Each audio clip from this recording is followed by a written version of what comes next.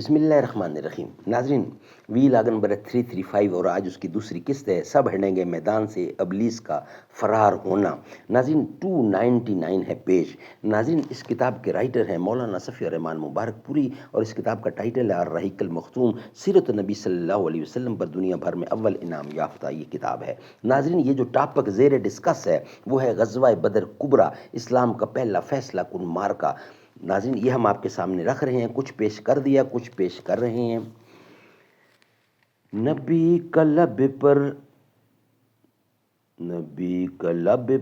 ہو، نبی کا نام لب پر ہو تو لب مہکے زباں مہکے، عرب مہکے عجم مہکے تو یوں سارا جہاں مہکے. نبی کا نام لب پر ہو تو لب مہکے زباں مہکے، عرب مہکے عجم مہکے تو یوں سارا جہاں مہکے. قدم قدم پر برکتیں، نفس نفس پر رحمتیں، جہاں جہاں سے وہ شفیع آشیاں، جہاں جہاں سے وہ شفیع آسیاں گزر گیا. میدان سے ابلیس کا فرار. جیسا کہ ہم بتا چکے ہیں کہ ابلیس لعین سراقہ بن مالک بن جاشم مدلجی کی شکل میں آیا اور مشرکین سے اب تک جدا نہیں ہوا تھا، لیکن جب اس نے مشرکین کے خلاف فرشتوں کی کارروائیاں دیکھیں تو الٹے پاؤں پلٹ کر بھاگنے لگا، مگر حارث بن حشام نے اسے پکڑ لیا. وہ سمجھ رہا تھا کہ یہ واقعی سراقہ ہی ہے، لیکن ابلیس نے حارث کے سینے پر ایسا گھونسا مارا کہ وہ گر گیا اور ابلیس نکل بھاگا. مشرکین کہنے لگے، سراقہ کہاں جا رہے ہو؟ کیا تم نے یہ نہیں کہا تھا کہ تم ہمارے مددگار ہو، ہم سے جدا نہ ہوگے؟ اس نے کہا، میں وہ چیز دیکھ رہا ہوں جسے تم نہیں دیکھتے. مجھے اللہ سے ڈر لگتا ہے اور اللہ بڑی سخت سزا والا ہے. اس کے بعد بھاگ کر سمندر میں جا رہا. شکست فاش یہ نیکسٹ ہیڈنگ ہے.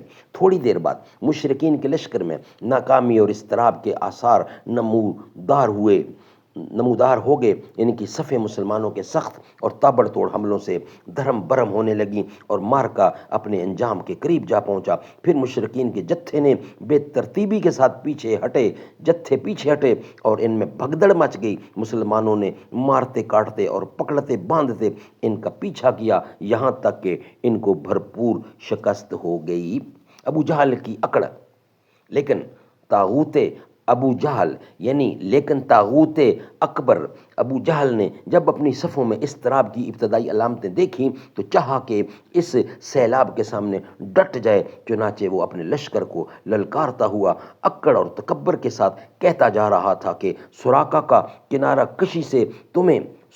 کی کنارہ کشی سے تمہیں پست ہمت نہیں ہونا چاہیے، کیونکہ اس نے محمد کے ساتھ پہلے سے ساز باز کر رکھی تھی. تم پر عتبہ، شیبہ اور ولید کے قتل کا ہول بھی سوار نہیں ہونا چاہیے، کیونکہ ان لوگوں نے جلد بازی سے کام لیا تھا. لات و عزیٰ کی قسم، ہم واپس نہ ہوں گے یہاں تک کہ انہیں رسیوں میں جکڑ لیں. دیکھو تمہارا کوئی آدمی ان کے کسی آدمی کو قتل نہ کرے، بلکہ انہیں پکڑو اور گرفتار کرو تاکہ ہم ان کی بری حرکت کا انہیں مزہ چکھائیں. لیکن اس غرور کی حقیقت کا بہت جلد پتہ لگ گیا، کیونکہ چند ہی لمحے بعد مسلمانوں کے جوابی حملے کی تندی کے سامنے مشرکین کی صفیں پھٹنا شروع ہو گئیں. البتہ ابو جہل ابھی بھی اپنے گرد مشرکین کا ایک غول لیے جمع ہوا تھا. اس غول نے ابو جہل کی چاروں طرف تلواروں کی باڑ اور نیزوں کا جنگل قائم کر رکھا تھا، لیکن اسلامی ہجوم کی آندھی نے اس باڑ کو بھی بکھیر دیا اور اس جنگل کو بھی اکھیڑ دیا. اس کے بعد یہ طاغوت اکبر دکھائی پڑا. مسلمانوں نے دیکھا کہ وہ ایک گھوڑے پر چکر کاٹ رہا ہے. ادھر اس کی موت 2 انصاری جوانوں کے ہاتھوں اس کا خون چوسنے کی منتظر تھی. ابو جہل کا قتل یہ ہیڈنگ ہے. حضرت عبد الرحمن بن عوف رضی اللہ عنہ کا بیان ہے کہ میں جنگ بدر کے روز صف کے اندر تھا کہ اچانک مڑا تو کیا دیکھتا ہوں کہ دائیں بائیں 2 نو عمر جوان ہیں. گویا ان کی موجودگی سے میں حیران ہو گیا کہ اتنے میں ایک نے اپنے ساتھی سے چھپا کر مجھ سے کہا، چچا جان مجھے ابو جہل کو دکھلا دیجئے۔ میں نے کہا بھتیجے تم اسے کیا کرو گے؟ اس نے کہا مجھے بتایا گیا ہے کہ وہ رسول اللہ کو گالیاں دیتا ہے۔ اس ذات کی قسم جس کے ہاتھ میں میری جان ہے، اگر میں نے اس کو دیکھ لیا تو میرا وجود اس کے وجود سے الگ نہ ہوگا، یہاں تک کہ میں جس کی موت پہلے لکھی ہے وہ مر جائے۔ وہ کہتے ہیں کہ مجھے اس پر تعجب ہوا، اتنے میں دوسرے شخص نے مجھے اشارے سے متوجہ کر کے یہی بات کہی۔ ان کا بیان ہے کہ میں نے چند ہی لمحوں بعد دیکھا کہ ابو جہل لوگوں کے درمیان چکر کاٹ رہا ہے۔ میں نے کہا ارے دیکھتے نہیں، یہ رہا تم دونوں کا شکار جس کے بارے میں تم پوچھ رہے تھے۔ ان کا بیان ہے کہ یہ سنتے ہی وہ دونوں اپنی تلواریں لیے جھپٹ پڑے اور اسے مار کر قتل کر دیا۔ پھر پلٹ کر رسول اللہ کے پاس آئے۔ آپ نے فرمایا تم میں سے کس نے قتل کیا ہے؟ دونوں نے کہا میں نے قتل کیا ہے۔ آپ نے فرمایا اپنی اپنی تلواریں پوچھ چکے ہو؟ بولے نہیں۔ آپ نے دونوں کی تلواریں دیکھیں اور فرمایا تم دونوں نے قتل کیا ہے، البتہ ابو جہل کا سامان معاذ بن عمر بن جموع کو دیا۔ دونوں حملہ آوروں کا نام معاذ بن عمر بن جموع اور معاذ بن افرا ہے۔ بعض دوسری روایات میں دوسرا نام معاذ بن افرا بتایا گیا ہے۔ ابن ہشام نیز ابو جہل کا سامان صرف ایک ہی آدمی کو اس لیے دیا گیا کہ بعد میں حضرت معاذ بن افرا اسی جنگ میں شہید ہو گئے تھے۔ البتہ ابو جہل کی تلوار حضرت عبداللہ بن مسعود کو دی گئی کیونکہ انہی نے اس ابو جہل کا سر تن سے جدا کیا تھا۔ سبحان اللہ، سبحان اللہ۔ ناظرین، ابن اسحاق کا بیان ہے کہ معاذ بن عمر بن جموع نے بتلایا کہ میں نے مشرکین کو سنا، وہ ابو جہل کے بارے میں جو گھنے درختوں جیسی نیزوں اور تلواروں کی باڑ میں تھا کہہ رہے تھے ابو الحکم تک کسی کی رسائی نہ ہو۔ معاذ بن عمر کہتے ہیں کہ جب میں نے یہ بات سنی تو اسے اپنے نشانے پر لے لیا اور اس کی سمت جمع رہا۔ جب گنجائش ملی تو میں نے حملہ کر دیا اور ایسی ضرب لگائی کہ اس کا پاؤں نصف پنڈلی سے کٹ گیا، نصف پنڈلی سے کٹ کے اڑ گیا۔ واللہ جس وقت یہ پاؤں اڑا ہے تو میں اس کی تشبیہ صرف اس گٹھلی سے دے سکتا ہوں جو موصل کی مار پڑنے پر جھٹک کر اڑ جائے۔ ان کا بیان ہے کہ ادھر میں نے ابو جہل کو مارا اور ادھر اس کے بیٹے اکرمہ نے میرے کندھے پر تلوار چلائی جس سے میرا ہاتھ کٹ گیا۔ میرا ہاتھ کٹ کر میرے بازو کے چمڑے سے لٹک گیا اور لڑائی میں مخل ہونے لگا۔ مجھے تنگ کر رہا تھا میرا ہاتھ، میں اسے اپنے ساتھ گھسیٹتے ہوئے سارا دن لڑا، لیکن جب وہ مجھے اذیت پہنچانے لگا تو میں نے اس پر اپنا پاؤں رکھ کر اور اسے زور سے کھینچ کر اپنے جسم سے الگ کر کے رکھ دیا۔ حضرت معاذ بن عمر جموع حضرت عثمان رضی اللہ عنہ کے دور خلافت تک زندہ رہے۔ اس کے بعد ابو جہل کے پاس معاذ بن افرا پہنچے، وہ زخمی تھا، انہوں نے اسے ایسی ضرب لگائی کہ وہ وہیں ڈھیر ہو گیا، صرف سانس آتی جاتی رہی۔ اس کے بعد معاذ بن افرا خود بھی لڑتے ہوئے شہید ہو گئے۔ سبحان اللہ۔ جب معرکہ ختم ہوا تو رسول اللہ نے فرمایا کون ہے جو دیکھے کہ ابو جہل کا انجام کیا ہوا ہے؟ اس پر صحابہ کرام اس کی تلاش میں بکھر گئے۔ حضرت عبداللہ بن مسعود رضی اللہ نے اسے اسی حالت میں پایا کہ ابھی سانس آ جا رہی تھی۔ انہوں نے اس کی گردن پر پاؤں رکھا اور سر کاٹنے کے لیے داڑھی پکڑی اور فرمایا او اللہ کے دشمن، آخر اللہ نے تجھے رسوا کیا نا؟ اس نے کہا مجھے کاہے کا رسوا کیا ہے؟ کیا جس شخص کو تم لوگوں نے قتل کیا ہے اس سے بھی بلند پایا کوئی آدمی ہے؟ یا جس کو تم لوگوں نے قتل کیا اس سے بھی اوپر کوئی آدمی ہے؟ پھر بولا کاش مجھے کسانوں کی بجائے کسی اور نے قتل کیا ہوتا۔ اس کے بعد کہنے لگا مجھے بتاؤ آج فتح کس کی ہوئی ہے؟ حضرت عبداللہ بن مسعود نے فرمایا اللہ اور اس کے رسول کی۔ اس کے بعد حضرت عبداللہ بن مسعود سے جو اس کی گردن پر پاؤں رکھ چکے تھے کہنے لگے او بکری کے چرواہے، تو بڑی اونچی اور مشکل جگہ پر چڑھ گیا۔ واضح رہے کہ عبداللہ بن مسعود رضی اللہ مکے میں بکریاں چرایا کرتے تھے۔ اس گفتگو کے بعد حضرت عبداللہ بن مسعود نے اس کا سر کاٹ لیا اور رسول اللہ کی خدمت میں لا کر حاضر کرتے ہوئے عرض کیا یا رسول اللہ یہ رہا اللہ کے دشمن ابو جہل کا سر۔ آپ نے 3 بار یہی فرمایا۔ واقعی اس خدا کی قسم جس کے سوا کوئی معبود نہیں. اس کے بعد فرمایا اللہ اکبر الحمدللہ الذی صدق وحدہ ونصر عبدہ وہزم الاحزاب وحدہ.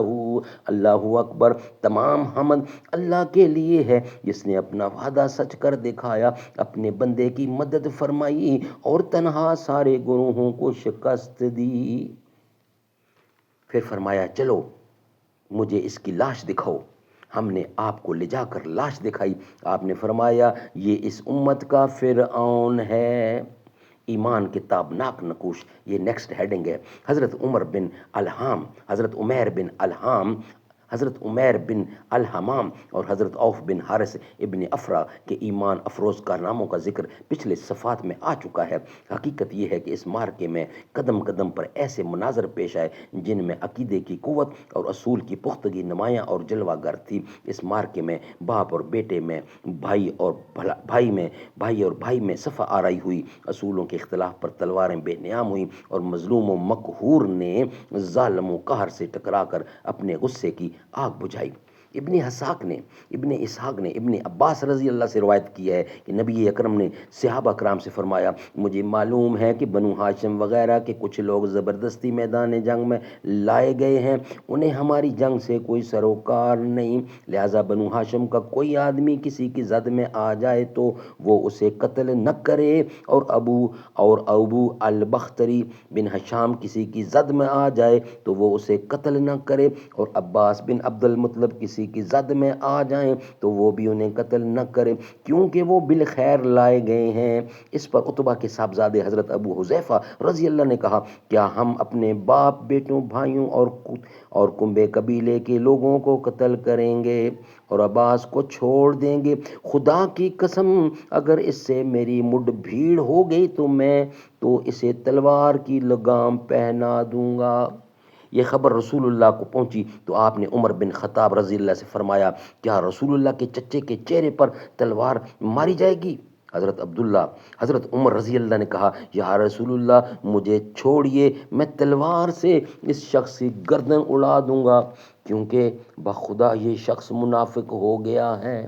بعد میں ابو حذیفہ رضی اللہ عنہ کہا کرتے تھے اس دن میں نے جو بات کہہ دی تھی اس کی وجہ سے میں مطمئن نہیں ہوں، برابر خوف لگا رہتا ہے، صرف یہی صورت ہے کہ میری شہادت اس کا کفارہ بن جائے اور بالآخر وہ یمامہ کی جنگ میں شہید ہی ہو گئے. ابو البختری کو قتل کرنے سے اس لیے منع کیا گیا تھا کہ مکے میں یہ شخص سب سے زیادہ رسول اللہ کی ایذا رسانی سے اپنا ہاتھ روکے ہوئے تھا، آپ کو کسی قسم کی تکلیف نہ پہنچاتا تھا اور نہ اس کی طرف سے کوئی ناگوار بات سننے میں آتی تھی، اور یہ ان لوگوں میں سے تھا جنہوں نے بنی ہاشم اور بنی مطلب کے بائیکاٹ کا صحیفہ چاک کیا تھا. لیکن ان سب کے باوجود ابو البختری قتل کر دیا گیا. ہوا یہ کہ حضرت مجزر بن زیاد بلوی سے اس کی مٹ بھیڑ ہو گئی. اس کے ساتھ اس کا ایک اور ساتھی بھی تھا، دونوں ساتھ لڑ رہے تھے. حضرت مجزر نے کہا ابو البختری رسول اللہ نے ہمیں آپ کو قتل کرنے سے منع کیا ہے. اس نے کہا اور میرا ساتھی؟ حضرت مجزر نے کہا انہیں بخدا ہم آپ کے ساتھی کو نہیں چھوڑ سکتے. اس نے کہا خدا کی قسم تب میں اور وہ دونوں مریں گے. اس کے بعد دونوں نے لڑائی شروع کر دی. مجزر نے مجبوراً اسے بھی قتل کر دیا. نمبر 3، مکے کے اندر جاہلیت کے زمانے سے حضرت عبد الرحمن بن عوف رضی اللہ اور امیہ بن خلف میں باہم دوستی تھی. جنگ بدر کے روز امیہ اپنے لڑکے علی کا ہاتھ پکڑے کھڑا تھا کہ اتنے میں ادھر سے حضرت عبد الرحمن بن عوف کا گزر ہوا. وہ دشمن سے کچھ زریں چھین کر لادے جا رہے تھے. امیہ نے انہیں دیکھ کر کہا کیا تمہیں میری ضرورت ہے؟ میں تمہاری ان زروں سے بہتر ہوں. آج جیسا منظر تو میں نے دیکھا ہی نہیں. کیا تمہیں دودھ کی حاجت نہیں؟ مطلب یہ تھا کہ جو مجھے قید کرے گا میں اسے فدیے میں خوب دودھیل اونٹنیاں دوں گا. یہ سن کر عبد الرحمن بن عوف رضی اللہ نے زریں پھینک دیں اور دونوں کو گرفتار کر کے آگے بڑھے.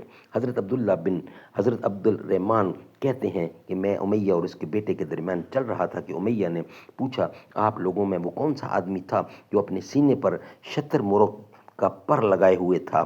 میں نے کہا وہ حضرت حمزہ بن عبد المطلب تھے۔ امیہ نے کہا یہی شخص ہے جس نے ہمارے اندر تباہی مچا رکھی تھی۔ سبحان اللہ سبحان اللہ۔ ناظرین، یہ ویلاگ ہمارا یہاں ہی کمپلیٹ ہوتا ہے۔ نیکسٹ ویلاگ میں انشاءاللہ بقیہ حصہ ہم آپ کے سامنے رکھیں گے۔ یہ ویلاگ ہم یہاں ہی کمپلیٹ کرتے ہیں۔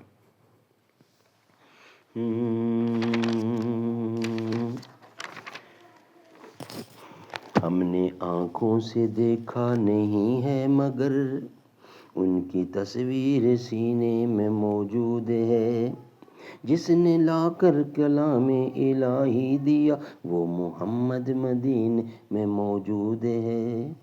پھول کھلتے ہیں پڑھ پڑھ کے صلی اللہ، جھوم کر کہہ رہی ہے یہ باد صبح، ایسی خوشبو چمن کے گلوں میں کہاں جو نبی کے پسینے میں موجود ہے۔ ہم نے مانا کہ جنت بہت ہے حسین، چھوڑ کر ہم مدینہ نہ جائیں کہیں، یوں تو جنت میں سب ہے مدینہ نہیں، اور جنت مدینے موجود ہے۔ چھوڑنا تیرا طیبہ گوارا نہیں، سارے عالم میں ایسا نظارہ نہیں، ایسا منظر زمانے میں دیکھا نہیں، جیسا منظر مدینے میں موجود ہے۔ وہ ابو بکر فاروق عثمان علی ہیں یہ سب ان کے دین مبین کے فقیہ، وہ فقیہوں کے افسر شاہ انبیاء، وہ شہنشاہ مدینے میں موجود ہے۔ بے سہاروں کو سینے سے لپٹا لیا، جس نے جو مانگا اس کو عطا کر دیا۔ ہم نے آنکھوں سے دیکھا نہیں ہے مگر ان کی تصویر سینے میں موجود ہے، جس نے آ کر کلام الہی دیا وہ محمد مدینے میں موجود ہے۔ ہم نے آنکھوں سے دیکھا نہیں ہے مگر